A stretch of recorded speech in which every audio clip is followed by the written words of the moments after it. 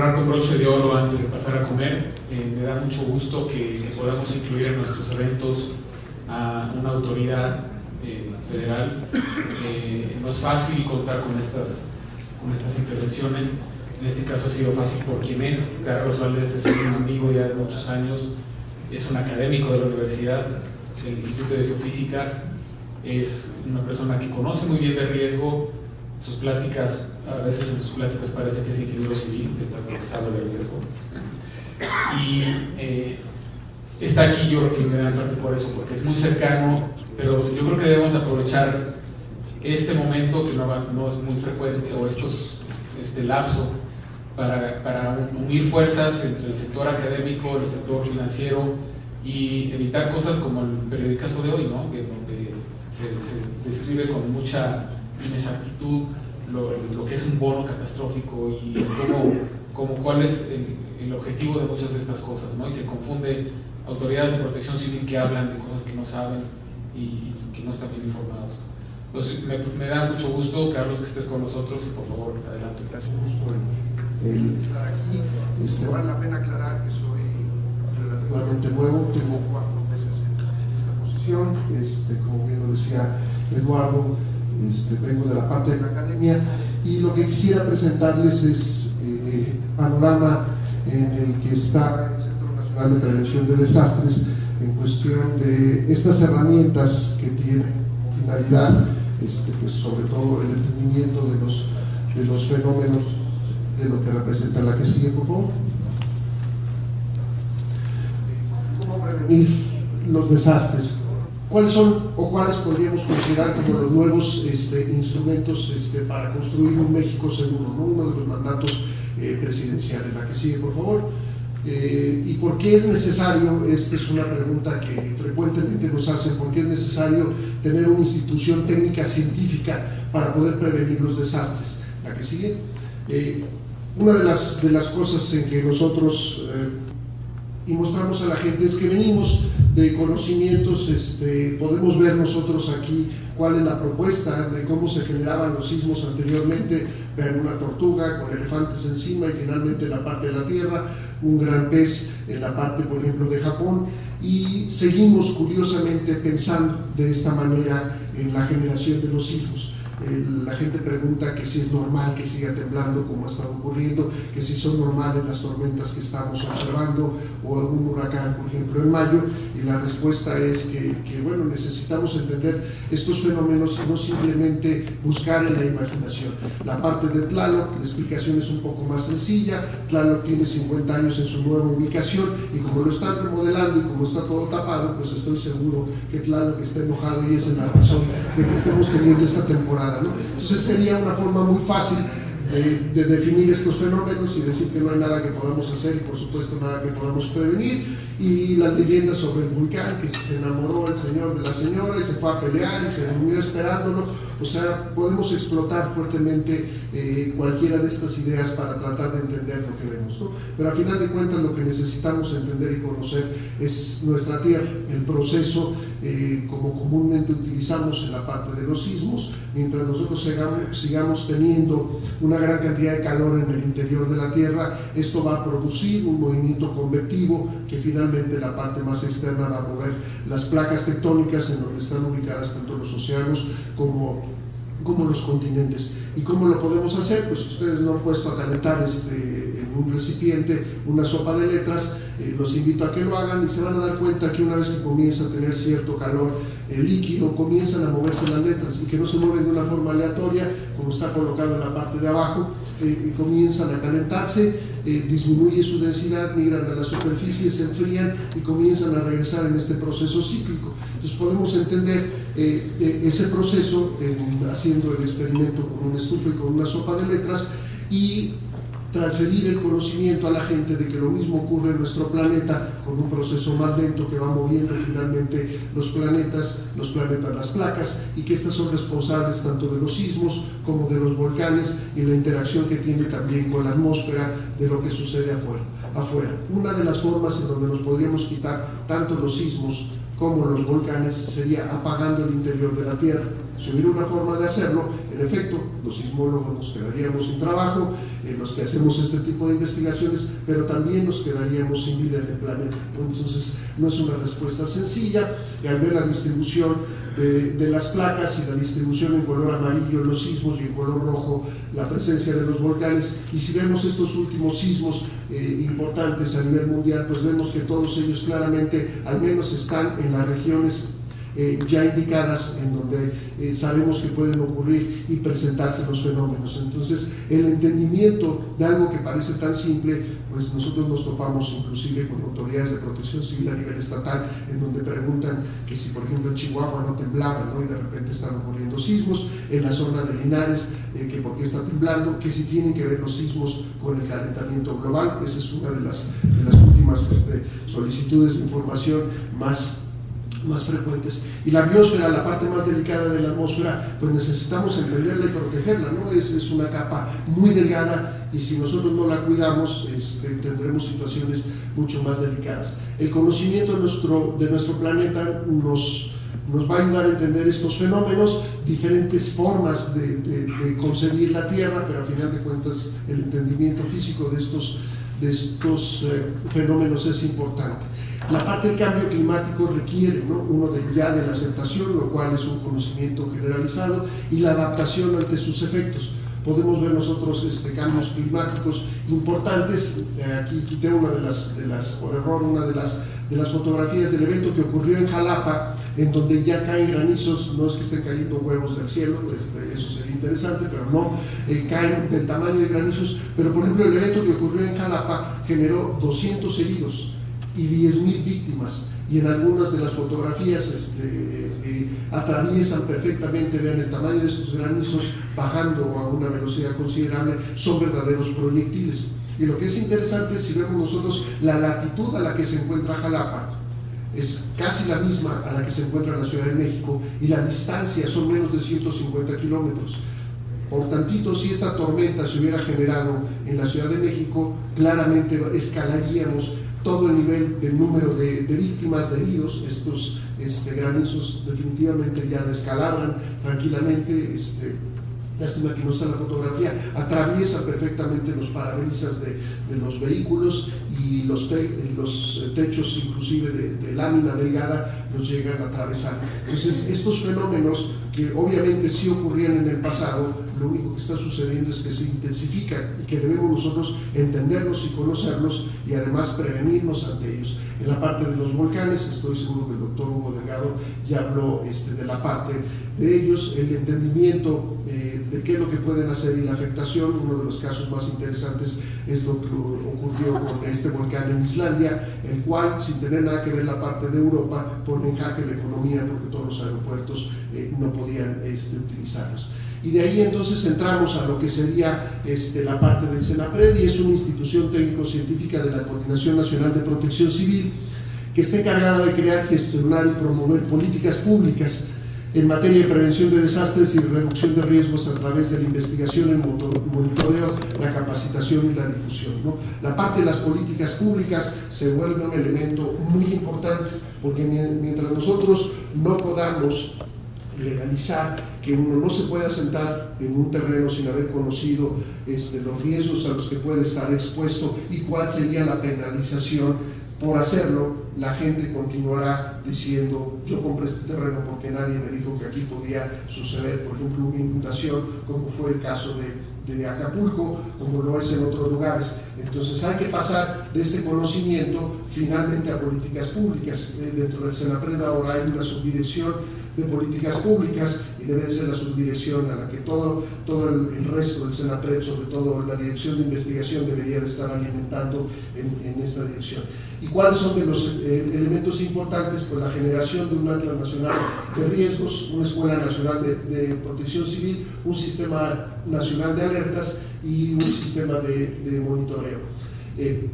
Pero antes de entrar a eso, la pregunta es: ¿cómo podemos ahorrar dinero con la prevención? Si ustedes reconocen, la persona que está apareciendo ahí es José María Tapia, que es el director general de la parte de lo que era antes el FONDEN, que ahora es la gestión integral del riesgo, y todo el mundo recurre a él porque después de la emergencia, pues a él es al que hay que pedirle dinero, y lo que queremos hacer es quitarle el trabajo a él. A través de la parte de la prevención, lo que queremos cambiar es que el dinero que sea invertido en la parte preventiva va a ser un dinero que nos va a generar y nos va a ahorrar mucho dinero. Algunas de estas evaluaciones muy sencillas, el año pasado lo que sucede en Acapulco, por ejemplo, estas 120 casas de reciente creación, pues quedan totalmente inhabilitadas porque alguien no estudió claramente cuál era el sitio en el que se deberían de haber ubicado. Y si no hay, como decíamos, una ley que obligue a alguien a haber hecho una serie de estudios, continuaremos padeciendo este tipo de situaciones. El aeropuerto internacional de Acapulco, la pregunta es cuánto cuesta cerrar un aeropuerto internacional, un día, 2 días, al tercer día ya hay implicaciones a nivel global, ¿no? Hay viajes que están con itinerarios muy bien marcados y todo eso tiene que cambiar porque un aeropuerto no tenía la capacidad para recibir aviones y por supuesto para atender la situación. El costo en promedio, el valor bajo de la atención de Ingrid y Manuel el año pasado fueron aproximadamente 45,000 millones de pesos. Y si nosotros lo vemos en diferentes rubros, pues la UNAM, que nos cuesta alrededor de 30,000 millones de pesos, podría ser pagada 1 año y medio con el dinero que se gastó únicamente en la atención de la emergencia. Podríamos darle a cada una de las protecciones civiles estatales 1.400 millones de pesos, siempre están pidiendo dinero, o les podríamos dar vehículos, nunca tienen vehículos, 90,000 vehículos, podríamos dar 409 pesos a cada uno de los mexicanos, o se podrían construir 45,000 hospitales, cada uno un costo de 1,000 millones de pesos. Entonces, este es un dinero que podíamos claramente haber ahorrado, y la otra pregunta es la capacidad que tendría el país para afrontar una situación durante 3 años consecutivos. Yo estoy seguro de que no habría la capacidad para atenderlo de esa manera. Entonces, la meta sería el evitar que se tenga que estar gastando esta cantidad de dinero. En este caso también hubo un número de víctimas por estas 2 tormentas, y eso sería, por supuesto, la principal y la primera preocupación. En estas transparencias que verán a continuación, nos las prestó el doctor Sergio Puente, y son muy interesantes porque el primer rubro que se ve arriba es la erogación que tiene el Fonden para los años marcados ahí de 2004 a 2012. Alcanzan a ver que llega a tener cifras de 35,000 millones de pesos. Y la parte azul, que casi no se ve, es la parte que entra en el FOPREDEM, en los fondos preventivos. Entonces, no se invierte literalmente absolutamente nada contra lo que se paga por atender emergencias. ¿Y cuál sería el reto si nosotros seguimos esta relación, que por un dinero, por un peso o por un dólar invertido podemos llegar a ahorrar al menos hasta 5 pesos o 5 dólares? Nosotros tendríamos esta relación, este sería el déficit que tendríamos en inversión. Entonces, claramente las cosas no se están haciendo bien porque se invierte poco en la parte preventiva, el entender estos fenómenos, y terminamos pagando valores impresionantes. Y en la otra parte, una de las importantes es la estandarización de los diferentes niveles que tiene Protección Civil a nivel de los estados. Hay solo 2 que tienen el nivel de secretaría, Distrito Federal y Veracruz. Después tenemos a nivel subsecretaría Coahuila, Guerrero, a nivel de una coordinación estatal Guanajuato, Aguascalientes, Sonora, y todos los demás son direcciones, y muchos de ellos dependen en algunos casos de las secretarías de gobierno, en otros están afiliados a la secretaría que tiene que ver con seguridad pública. Entonces se vuelven en realidad instituciones que no tienen la capacidad muchas veces de responder ante los fenómenos, ante las emergencias, pero sobre todo, y más delicado, no tienen entonces tampoco la capacidad de entender la parte preventiva. Entonces, esta es una parte que debe de cambiar. Por supuesto, a medida que el nivel es más alto, también tendrán mayores presupuestos. Este es el caso de la parte proporcional del presupuesto de los egresos en 2010 destinado a protección civil a nivel estatal, y podemos ver variaciones: Tabasco, Chiapas, Tlaxcala, Veracruz, Durango, y van subiendo. Distrito Federal, A y B son 2 diferentes evaluaciones, esto está con los datos que están publicados, y Sonora, ¿no? Pero claramente el Distrito Federal es la institución que más dinero aporta a la parte de protección civil.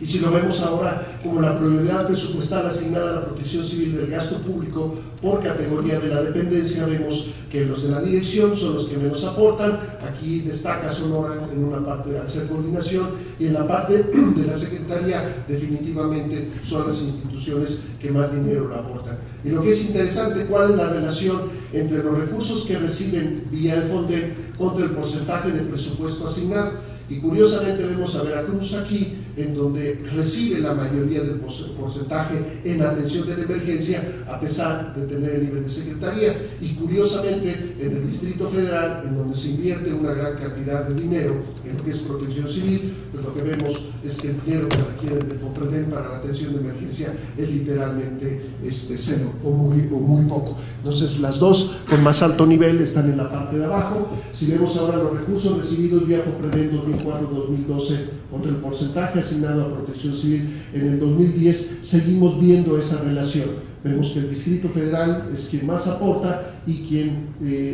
requiere mucho menor dinero en la parte de los fondos. En este caso son fondos preventivos, están invirtiendo en la parte de los fondos preventivos. Entonces, esta es una parte en donde es complicado relacionarse con diferentes estados por los presupuestos, y además no solo el presupuesto, la diferencia entre una dirección y una secretaría es también la cantidad de personas que tienen y los niveles que pueden clasificar.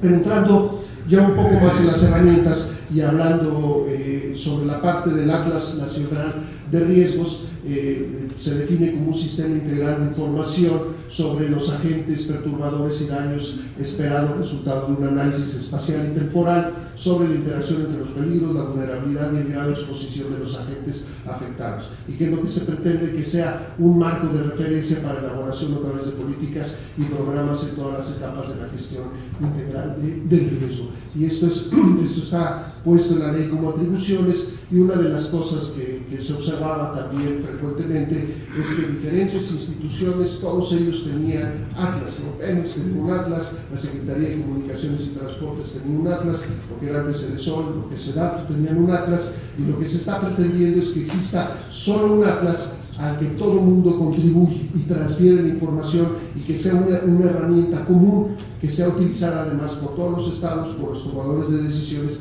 y también por la gente, la cual debería tener derecho a saber, dando la ubicación de dónde vive, a qué fenómenos podría estar expuesto. Entonces hay varios niveles de acceso, hay niveles que son versiones públicas y versiones restringidas. Por ejemplo, alguna de las versiones restringidas consideraría algunas de las ubicaciones muy exactas en los ductos de Pemex o algunas industrias químicas con el contenido de los componentes con los que trabajan, ¿no?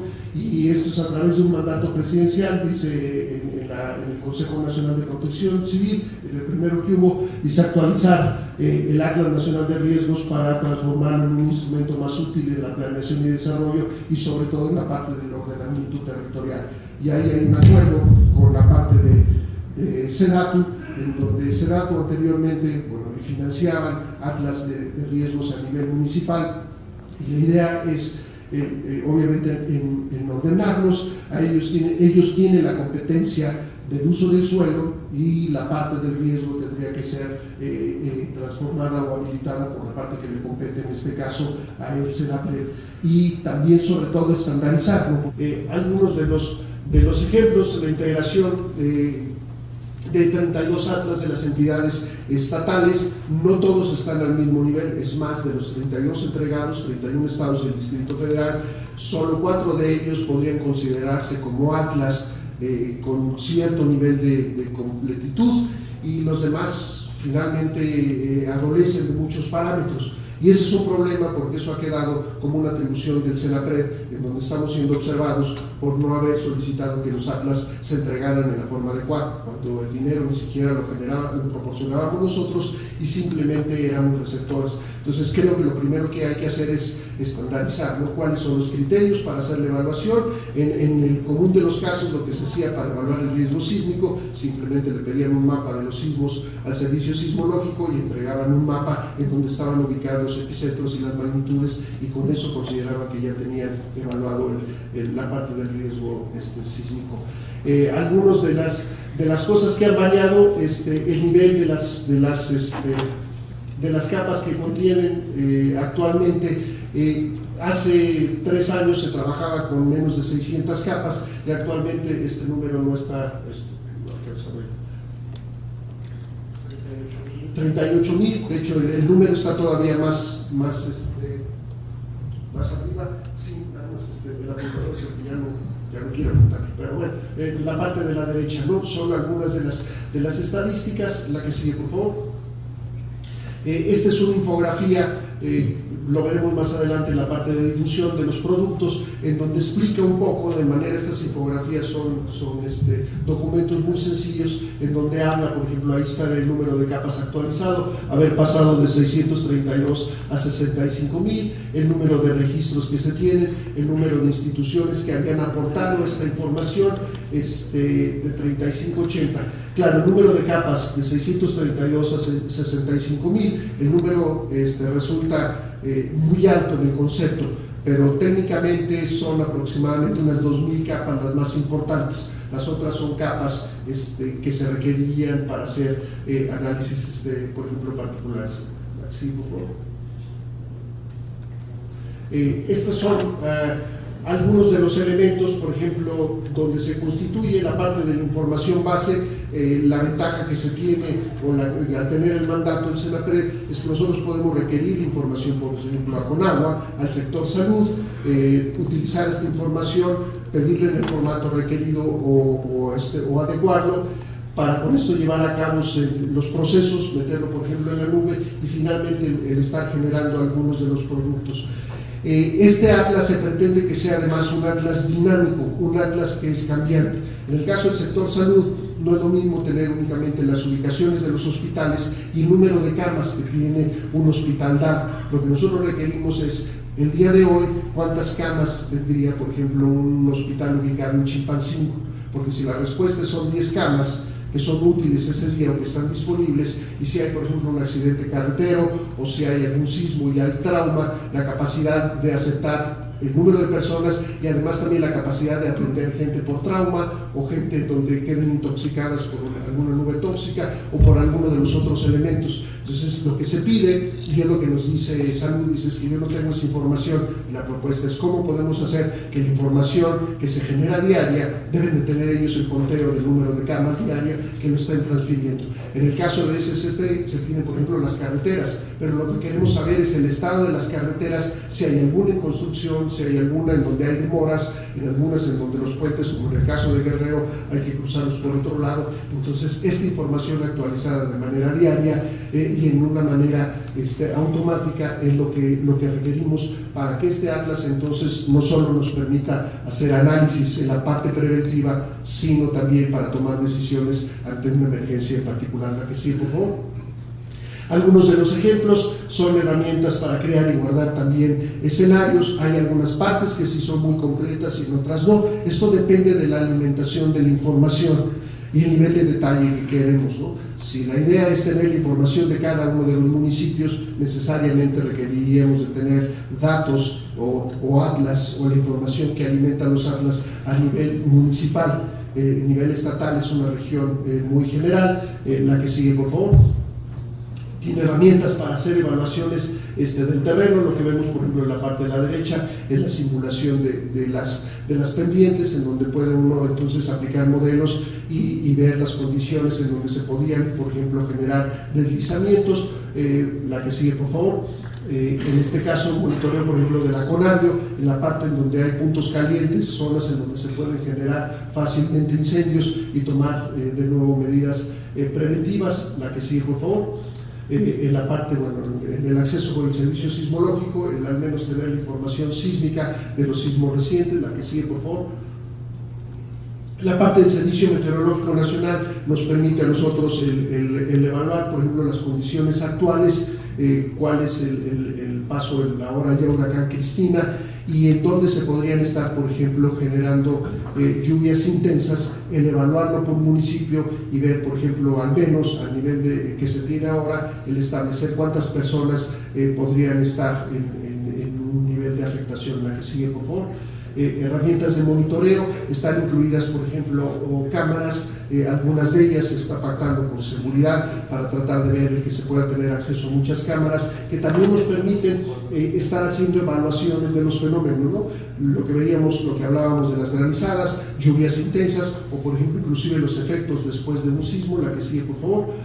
Algunos de los escenarios generados, un escenario para tsunamis, escenario para eventos sísmicos, escenario por inundación, por ejemplo, por rompimiento del borde norte.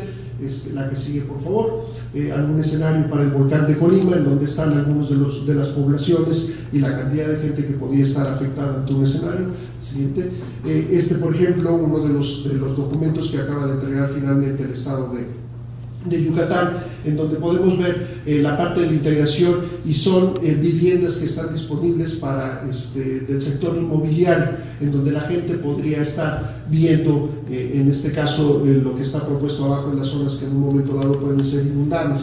Entonces yo decido, si compro una casa, veo las características, si me gusta la casa, si el precio es adecuado, si debería yo de considerar que en un momento dado pudiera estar la parte de inundación. Claro, hay mucha resistencia a este tipo de información, porque entonces el sector inmobiliario, lo primero que van a decir es, ya nadie va a querer comprar casas, y al contrario, lo que queremos es que la gente acepte el riesgo al que podría estar expuesto si no toma medidas para resolver esa situación. En el caso de Villahermosa, pues todas las casas deberían empezar en el segundo piso, ¿no? A final de cuentas, todas tienen la alberca incluida, pero pues uno no sabe cuál es la alberca.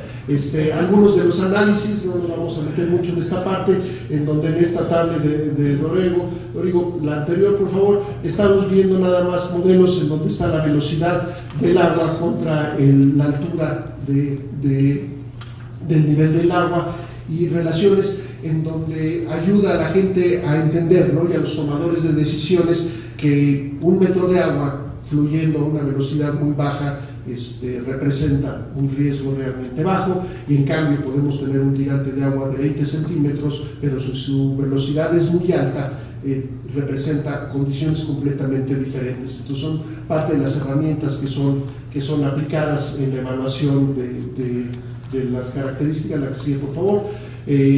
Algunos de los niveles de acceso, la parte, por ejemplo, al público, está todavía, ya hay accesos al público, están todavía varias de las capas no están terminadas de instalar. La que sigue, por favor. No se alcanza a ver, es un monitoreo del sistema en donde nosotros podemos ver quién está accediendo y de qué sector están accediendo, ¿no? Entonces podemos ver que, por ejemplo, el sector salud constantemente está entrando al Atlas y están dando seguimiento, y podemos nosotros, al monitorear esa parte, no con el afán de ver quién está entrando, sino evaluar las características de lo que tenemos y adquirir una retroalimentación. La que sigue, por favor. Los mapas, utilizamos una gran cantidad de mapas disponibles. Por supuesto está la base, por ejemplo, de Google, y está la base de Google Street, en donde podemos entrar directamente a la información que tenga Google, pero si hay información topográfica a detalle de algunos municipios o de algunas ciudades, todo esto se puede añadir rápidamente a las diferentes capas. La que sigue, ¿no? De los riesgos de los que tenemos información, de los riesgos químicos, sanitarios, geológicos, hidrometeorológicos, y también la parte de los riesgos socioorganizativos. También ya hay una subdirección de riesgos socioorganizativos. Se acordarán ustedes de hace alrededor de un mes, entre un mes y medio, que había la propuesta de llevar a cabo este festival en Tlaxcala, en donde era el sitio de la Feria del Caballo, y hubo una serie de evaluaciones. Finalmente no se permitió que se llevara a cabo el evento, porque se consideraba la cantidad de gente que iba a estar en ese lugar, la zona de Nezahualcóyotl, que tanto van a poder llegar gente ahí, los costos de entrada. Si alguno de ustedes quiso adquirir un boleto por un día, eran 900 pesos, por 2 días ya había ahí un descuento, 1,600 pesos. Entonces esto indicaba que el nivel de la gente que iba a entrar al evento era alto. y pegado por ejemplo a la zona de Nezahualcóyotl, la gente de Nezahualcóyotl definitivamente también iba a querer ir al evento, y esto iba a generar una serie de condiciones de carácter socioorganizativo muy importantes que no habían contemplado los organizadores del evento. Nosotros ya le habíamos comprado los boletos a la gente del área de riesgos socioorganizativos, y finalmente pues no hubo evento, no para que fueran al evento, sino para que evaluaran las características. La que sí, por favor. Otras herramientas más para la evaluación de terreno, inundaciones, otra gráfica en la que se ve la elevación del terreno, y en otras, por ejemplo, en donde podemos hacer evaluación de un polígono. Está seleccionado este polígono, y si ven en la parte de abajo se alcanza a distinguir el número de personas que estarían, en este caso son 51,000 personas, la población aproximada, el número de viviendas, 21,000 viviendas, 4 centros de salud, 72 centros de trabajo educativo, que pueden ser escuelas o universidades, y se puede generar, por ejemplo, una gráfica, generar un PDF con toda esta información. Se pueden hacer evaluaciones del número de personas, diferenciarlas, por ejemplo, por edad, por sexo, por una cantidad de evaluaciones. Todo esto es simplemente la conjunción de datos que genera, por ejemplo, el INEGI. Claro, sabemos que los censos del INEGI se hacen cada 5 años, pero también ellos llevan a cabo una evaluación, censos que son más generales, que hacen cada año a nivel municipal, y esta información también estamos pidiendo que la alimenten, el tratar de alimentar en una forma más dinámica esta información y no tener que esperar los 5 años, sobre todo para saber cuál es la población en ese momento. La que sigue, por favor. La parte otra vez del servicio sismológico, la que sigue, la integración de cámaras, ya lo habíamos visto, esto estaba en otro formato, y la parte de las redes sociales. Hemos incluido, por ejemplo, un sitio en donde podemos nosotros monitorear los twitters, aquellos de ustedes que tengan georreferenciado el celular y que manden un Twitter, y por ejemplo, si nosotros hacemos la búsqueda de la palabra incendio y comenzamos a ver la georreferenciación de los datos que esté en incendio en una zona, nos está indicando que en efecto, por ejemplo, hay un elemento donde hay un incendio o en donde hay una explosión. Cuando teníamos la parte de Boris que estaba entrando en este lugar, metía uno la palabra y la búsqueda de Boris, y veíamos nosotros que había mucha gente ubicando aquí. Entonces, la información que también nosotros estamos generando a través de la red puede en un momento dado ser útil para la toma principalmente de decisiones. La que sigue, por favor. Y en proceso estamos generando herramientas que son más sencillas, que pueden ser utilizadas en aplicaciones como sería el celular o el iPad, en donde uno puede ubicar en dónde está y darle una información muy simple de la parte, por ejemplo, con fenómenos hidrometeorológicos, tomando la información con agua o la información del servicio sismológico. Entonces el transformar estas herramientas también en un dispositivo o en donde uno pueda tener información en cualquier lugar en el que vaya. La que sigue, por favor. Y ahí cambiamos ya otro tema, ¿no? La parte de la Escuela Nacional de Protección Civil. Esa es otra de las preocupaciones que tenemos, en donde vemos la formación de la gente que integra Protección Civil a nivel estatal y a nivel federal, y no necesariamente tienen un perfil lo más adecuado posible. Son gente que muchas veces tienen experiencia, ya han estado 10 años en el cargo, pero que no tienen una formación bien estructurada. Y la otra parte es el realizar una prueba. Entonces se propone la creación de la carrera de técnico básico en gestión integral. Es una carrera que estará en línea y al mismo tiempo una prueba estandarizada para evaluar a las personas que ya tienen el tiempo y el certificarlas, ¿no? Entonces no le decimos que no, llega gente y dice que yo tengo 20 años en el rango, y dice uno, bueno, no debe de haber ningún problema en que pase la prueba, y si no pasa la prueba, pues la podrá seguir presentando o tomar el curso. La que sigue, brevemente algunas de las características de lo que deberían de saber los que salen de ahí, sería una persona que sea capaz de identificar los agentes perturbadores, identificar los riesgos para la comunidad, actuar dentro del marco legal de protección civil, participar en la aplicación de los protocolos de alertamiento para atender una emergencia, elaborar y ejecutar los programas internos, utilizar los planes de emergencia. La que sigue, por favor. Interpretar la simbología y los datos contenidos en un mapa de riesgos, participar en la formación de brigadas comunitarias, elaborar escenarios para evaluar los procedimientos de los planes de emergencia, apoyar las tareas de rescate a la población, participar en las acciones para atender a una población evacuada y finalmente apoyar en las tareas de recuperación. Entonces esta es la idea, el lograr al menos que se tenga este tipo de información. La que sigue por favor. De ahí nos pasamos a otro de los elementos importantes, que es la difusión de la información de la cultura para la protección y la prevención, ¿no? Y esta es una estrategia permanente con un alcance nacional que implica la regionalización y sectorización de públicos en función de su exposición y vulnerabilidad. Es muy importante la percepción que tiene la gente, por ejemplo, en Chiapas, de la llegada de un huracán, ¿no? Literalmente podríamos decir que lo padecen. Y en cambio, en las zonas nortes, en el estado de Chihuahua o en el estado de Coahuila, ellos con mucho gusto le darían la bienvenida a un huracán por las sequías que tienen y porque son los huracanes los que fortalecen la parte de sus presas y demás. Entonces necesitamos entender esa parte. La participación en la campaña de difusión en protección civil es una instrucción también a nivel presidencial. La que sigue, por favor. Apoyo a las campañas a través de diversos medios de diversificación, y aquí tenemos otra infografía, por ejemplo, en el concepto del invierno, que es lo que habría que hacer para protegerse, una serie de evaluaciones. Hay, por ejemplo, una infografía de cuando se acerca el ciclón, cuando se aleja el ciclón, cuando hay inundaciones, qué hacer para evaluar ese tipo de cosas. La que sigue, con la producción de más de 200 títulos, este es un poco de comercial, aquí hay que ponerlo, si no, no nos dejan venir, el número de títulos publicados, los programas permanentes de distribución de publicación para satisfacer la demanda. La que sigue, por favor. Y algunos de los números. En 2013 se atendieron 580 solicitudes, se distribuyeron este número de publicaciones y se pretende ampliar el alcance del programa de difusión, si se puede descargar 160 títulos vía internet.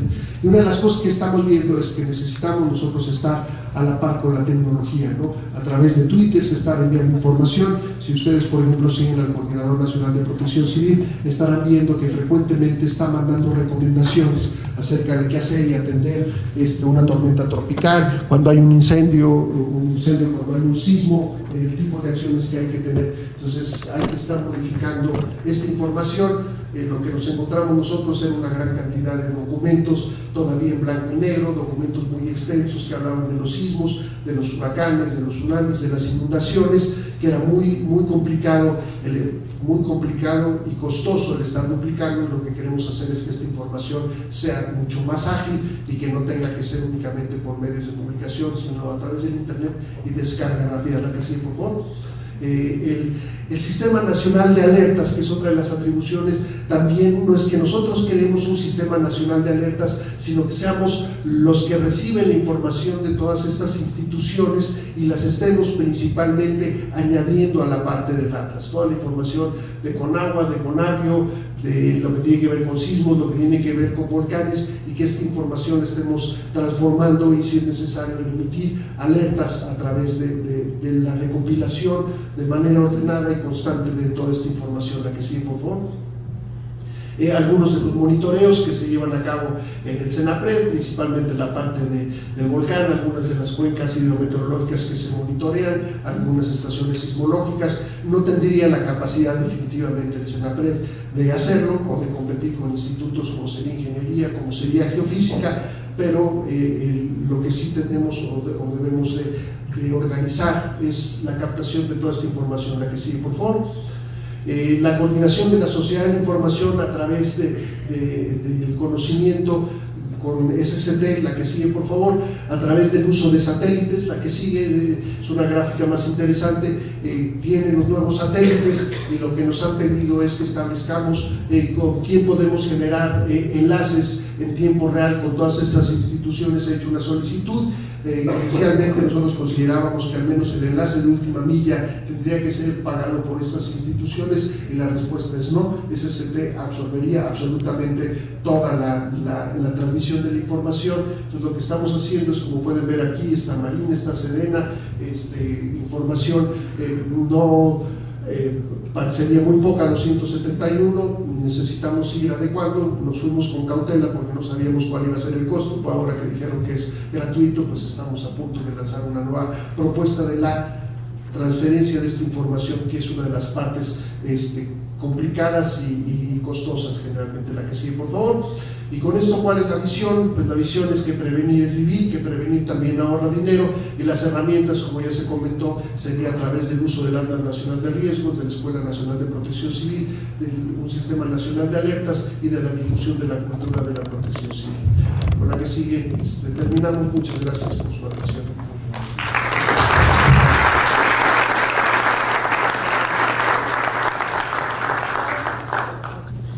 Bueno, seguramente habrán algunas preguntas para el doctor. Le decía, felicidades por el esfuerzo. Yo soy usuario de algunos de los mapas, de estos nuevos mapas, especialmente tiene un poco que consulté el de Veracruz, y bueno, ya fui, ya constaté todas estas capas. Mi pregunta básicamente va con relación a cuándo tendremos el mismo nivel de este tipo de mapas que ya son interactivos. Cuándo tendremos todos el resto del país completo por cada uno de los estados, y saber si van a llevar el mismo nivel, porque hay unos apartados donde tenemos sustancias químicas peligrosas, algo que también es de vital importancia también para evaluar riesgos y básicamente lo de responsabilidad civil. ¿Cuándo tendríamos todos los mapas ya integrados a este nivel? Sí, una de las primeras tareas es la estandarización de la información. O sea, sí es imposible que, por ejemplo, por supuesto, Senapred pudiera llevar a cabo toda la generación de los atlas, sobre todo a nivel municipal, pero lo que se quiere es que haya instituciones que están certificadas, instituciones que no cualquier institución necesariamente haga el atlas mientras no entienda cuáles son los parámetros adecuados y estandarizados. Entonces, lo que se pretende es tener una norma de cómo debería de estar la información, por ejemplo, la información que se recibe sísmica, la información competente a las áreas de inundación, y continuar. Eso ha sido un acuerdo, por ejemplo, con SEDATU, que tenían recursos para autorizar a los municipios, y es que en realidad se hagan de manera adecuada. Sí hay algunos que se han entregado atlas que son completos con la información en la manera correcta, y como lo decíamos, otros que literalmente se entregaron en PDFs, ¿no? Un PDF no sirve absolutamente para nada, y así se entregaron y así se pagaron. Entonces, que esté el proceso de estandarización, y quien así lo quiera hacer, simplemente que siga esas reglas, que tenga el acceso del dinero, ya sea de SEDATU o a través del FOPREDEM, que también era una de las restricciones para que FOPREDEM pudiera autorizar dinero para otros proyectos. El primer proyecto que tenía que tener era el del Atlas, y lo que hemos encontrado es que había estos proyectos deberían de estar terminados en un año, y tenemos todavía pendientes proyectos del 2004, desde 2007, del 2008, y es un verdadero problema, porque cuando se le pide a las instituciones que vengan para tratar de ayudarlos a terminar el trámite, pues lo primero que dicen es que esto fue autorizado con las autoridades, con administraciones, en algunos casos hace 2 administraciones. Entonces, lo que se está tratando de hacer es cerrar esa información. Hay que llegar hasta generar los libros blancos y comenzar de nuevo con esta autorización de proyectos, si se quiere, de hacer un atlas, pero simplemente que contenga la información como debe de ser. Entonces, este proceso yo espero que lo que se haga sea de forma correcta. No hay más, mientras no se le añada esa información a este atlas de manera adecuada, es una herramienta que no va a funcionar. Y lo que estamos utilizando pues son ejemplos, ¿no? Ejemplos de instituciones que ya lo han hecho. Por ejemplo, Baja California es uno de los que han entregado muy poca información, ¿no? Apenas se están haciendo, y a nivel estatal finalmente se recibió la información de todos los estados. Insisto, no es pareja, no es completa, hay alguna que literalmente sirve muy poco. ¿Qué estados tenemos ahorita los mapas interactivos? Bueno, tuve la suerte de consultar el de Veracruz, que era el que necesitaba, pero ¿qué otros estados tenemos este nivel? Por ejemplo, Yucatán, Campeche también es uno de los que están más completos y que tienen información adecuada. Entonces hay varios, no podemos poner ahí cuáles son los mejores, porque pues, nos van a regañar si decimos por estado. Ellos simplemente han cumplido con entregarlo, ¿no? Esa era una condición. por ejemplo, en el caso del Distrito Federal también finalmente se entregó. En algunos de ellos han solicitado que no se distribuya el acceso, y pues el acceso tiene que ser, de nada sirve un atlas si finalmente todo el mundo no tiene acceso a él para tomar decisiones. Otra última pregunta. No entendí muy bien el acceso ilimitado por segmento satelital para todas estas empresas. ¿Qué nos van a ayudar? ¿Qué nos va a ayudar ese tipo de acceso, bueno, ilimitado de segmento satelital? Por ejemplo, en el caso en el área que me compete un poco más, la parte de la transmisión de información sismológica, ¿no? En algunos de los puntos que queremos monitorear por las condiciones para instalar una estación que cumpla los requisitos de un sitio tranquilo, para poder tener las mediciones adecuadas, no necesariamente uno dice en cualquier lugar debe de haber internet, o lo puedo hacer por celular, pero no son enlaces que garanticen la transmisión de la información, y una de las mejores formas de hacerlo es con un enlace de tipo satelital. Es más robusto, no es que no pueda suceder, pero es más difícil que se caiga un satélite, al menos no ocurre frecuentemente, y sobre todo si SST lo que se está dando cuenta es que es un satélite con grandes capacidades y lo que necesitan es el utilizarlo, ¿no? Para justificar, yo consideraría, el gasto en uso del satélite. Entonces a nosotros nos pidieron que identificáramos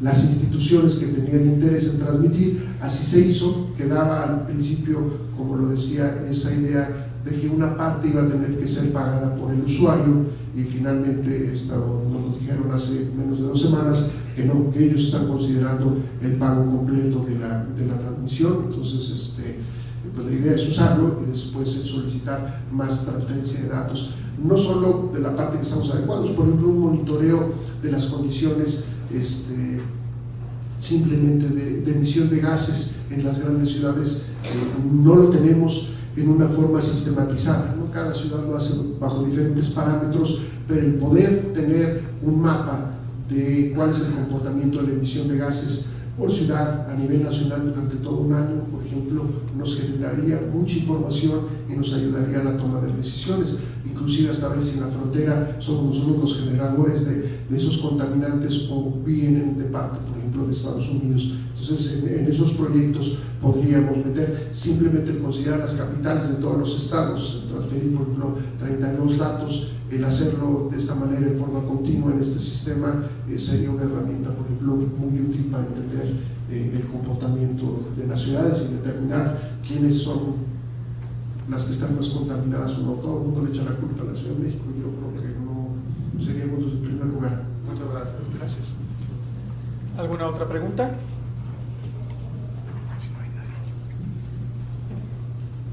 Mario dice que si no hay nadie, entonces él quiere hacer un comentario. Hoy, desde que se han hecho atlas de riesgo estatales, municipales, hay algunas cosas que parece que no tienen mucho sentido, pero a ver, ¿tú qué opinas? Por ejemplo, que cada estado haga su atlas de riesgo sísmico parece una cosa muy extraña, porque pues digo, y eso es una fuente de heterogeneidad, ¿no? Es decir, no sé cómo esté ahora, pero hubo una época en que el atlas de riesgo de Oaxaca, la parte sísmica, estaba hecha pues con metodologías desconocidas por el resto de la humanidad. Entonces, cada municipio lo hace. sí, no convendría, digamos, replantear, igual el de tsunami, ¿no? Es decir, el atlas de riesgo de tsunami de Guerrero y de Michoacán, pues por lo menos deberían coincidir en la frontera, ¿no? No se ha pensado en entrarle al problema de otra manera, que no sea por estados, sino que sea por fenómenos o alguna manera que sea un poco más racional. Sí, el problema ahí es la autonomía que tienen los estados, ¿no? A nivel federal solo se pueden lograr recomendaciones. Para pasar de recomendaciones a acciones, pues hay que proporcionar el dinero. Ahí es en donde entra la parte del FOPREDEM. Entonces, una de las propuestas es cerrar todos estos proyectos que estaban, como comentaba, desde esas fechas, y comenzar con una nueva propuesta. Lo que tú dices, por ejemplo, uno de los proyectos que fue financiado vía FOPREDEM era un sistema de alertamiento de tsunamis para el estado de Jalisco.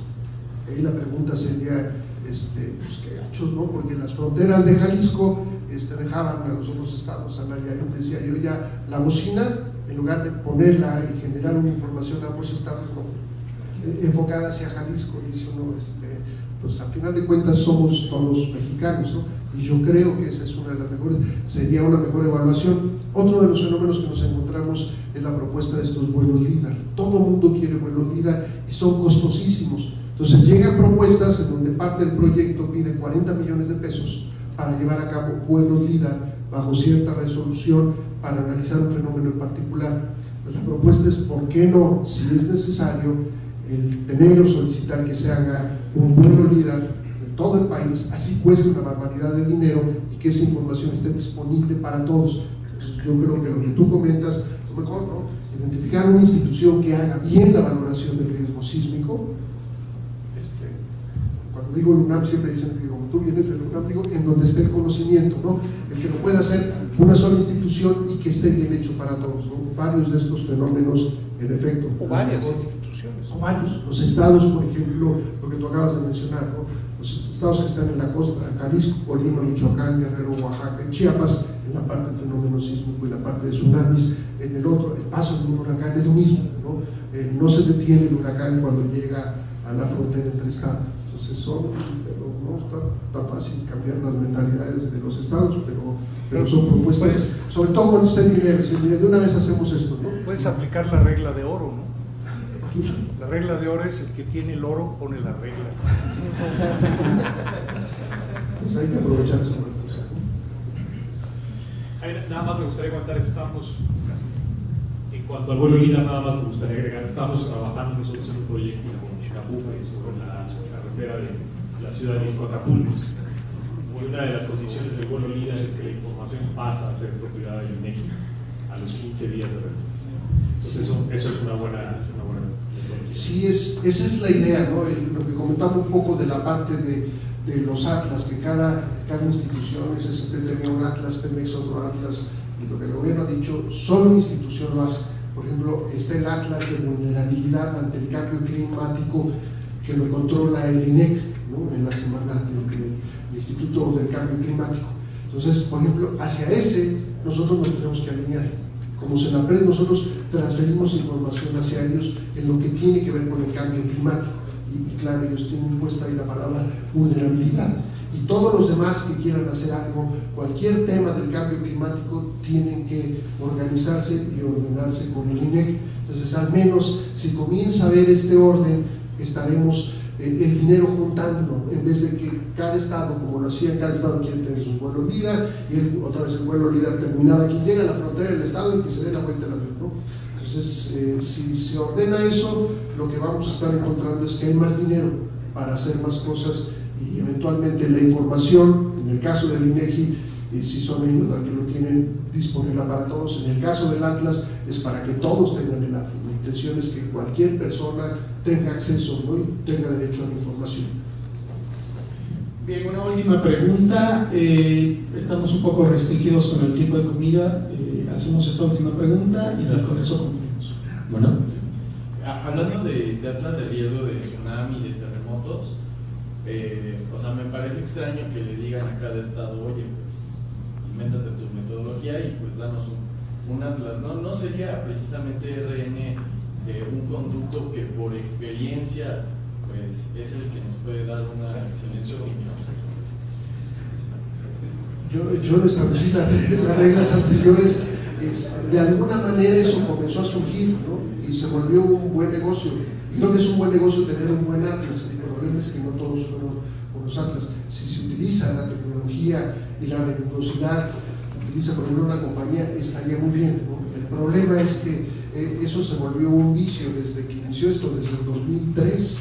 Entonces, de alguna manera ya se invirtió mucho dinero, hay algunos resultados que literalmente no sirven, hay que volver a hacer, y lo que se quiere es estandarización, ¿no? E identificar instituciones, compañías que pueden hacer las cosas y que las pueden hacer bien, y que el control sea, mientras cumplan con estos requisitos de entregar la información con estos parámetros, adelante, ¿no? La idea es esa, y no tenía dinero el Estado y el Estado decidía cómo lo gastaba. Ahí y entramos en una situación delicada y se quiere acabar con eso, y no es fácil, ¿no? Cerrar estos proyectos. El de 2004 nadie tiene idea de dónde están los datos, ni los informes, ni lo que se entregó, y se lo estamos exigiendo a las autoridades actuales, ¿no? Pero trataremos de cambiar eso. Gracias.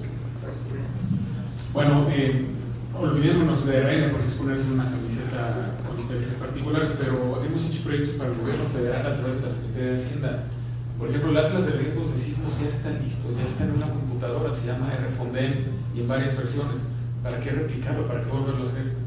Etcétera. Entonces, como que hay mucho que platicar y mucho que trabajar juntos, ¿no? Bueno, sí, como decía Leonardo, pues tenemos que pasar a comer, ya tenemos hambre y además se fríe la sopa. Entonces, démosle un agradecimiento.